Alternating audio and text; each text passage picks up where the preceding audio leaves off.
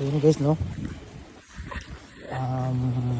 morning walk tayo kasi pag ganito ng edad natin guys, pag lagpas na tayo sa 30, nasa 31 to 40 na kayo, medyo kailangan na ng walking. Ito yung mga magkita mo araw-araw. Schedule ngayon ng basura. Ayan, mga basura nila. Kasi may mga uwak kasi ganyan guys. Yung mga uwak kasi, yung mga kalkal.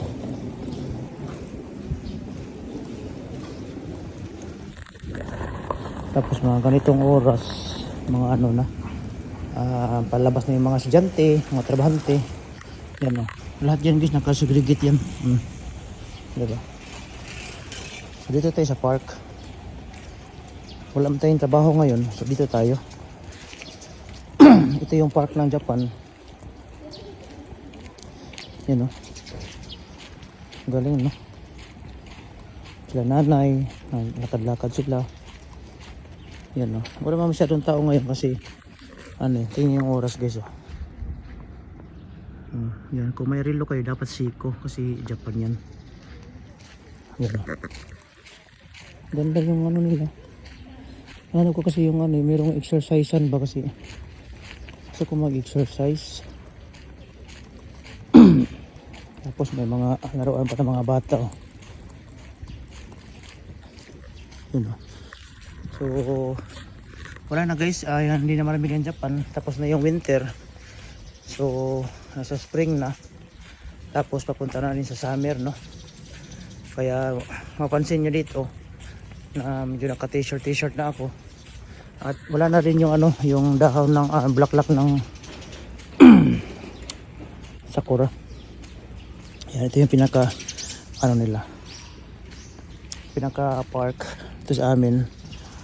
Sobrang amazing kasi sa gitna ng mga syudad meron pa silang ginagawa mga ganito. Yung tuya-tuya. May slide. Tapos ito talaga pinaka-the-best na guys oh. Dito sa Japan ba, yung nila ganito ba. Ito yung pinaka old school na na telephone ba, telephone booth nila. Andyan hanggang ngayon, andyan pa rin. So wala na ako masyadong nakitang gumagamit yan, pero andyan pa rin siya nakatayo. Hindi siya nasira guys.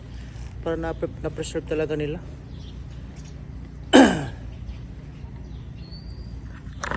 Yan, sobrang payapa no.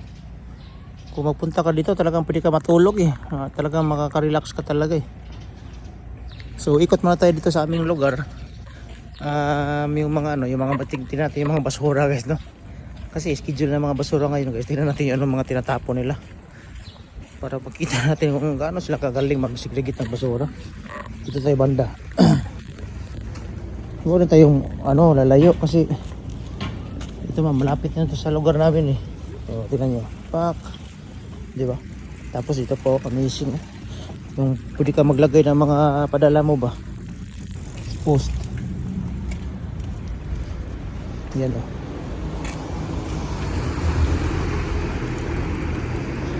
sobrang amazing ganda ng motor Tapos pag mga ganitong oras pasukan na mga trabante, mga estudyante, lahat na yan.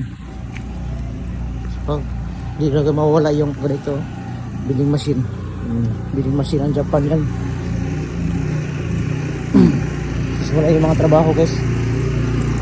May mga takip yung mga basura nila yan. Kasi marami kasing uwak dito.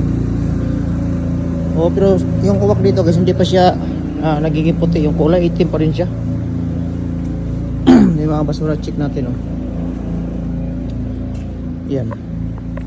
So raw vlog lang muna tayo guys. Sa mga hindi pa naka-subscribe sa aking YouTube channel guys, subscribe nyo ako at doon tayo maglagay ng mga mahabang mga Japan content ba, yung mga pangkaraniwang makikita yun dito sa Japan. Ito mga basura yan nakasegregate yan.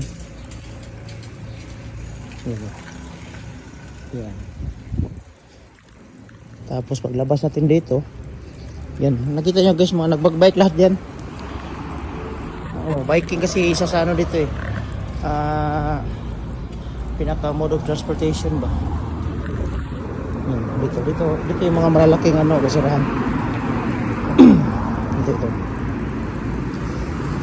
Halos lahat mga tao dito guys, nagbabike. Ano, kasi, ano eh, walking distance, hindi siya sasakyan. Minsan bus, kaya mga nagbabus rin. Ito, basura yan. Ayan. Ito, nag-aantay sila ng ano, bus. Yan, nagkukulit na ng ano, basura. Natimingan natin, no? First time ko natimingan tong nagkukulit ng basura sa kanila. Sobrang linis sa paligid, oh. Yan, nagbibilis nila, ano, gumawa. May mga ibang ano talaga lugar na stricto sa basura. Ano nila, basura. Diba? Legit na legit. Tapos iikot yan sila siguro. Iikot yan. Yan o, 7-Eleven. Hindi mawala yan. Nandiyan talaga yan. Tapos dito guys, may mga binto, yung ano, tindahan ng mga pangbaunan ba, yung mga ready to eat na ba. Dito. Yan. Yan. Mga kain yan.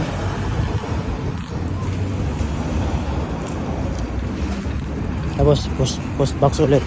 Pwede ka magpadala dyan. Tapos doon, merong magandang basura doon. Kita ko ba? Mga bike ko. So yun guys, no, hanggang dito lang muna tayo guys, kasi parang naikot ko na yung buong ano. Guys, pa-subscribe ako sa YouTube channel guys, Mama Chub Chub. Sticker.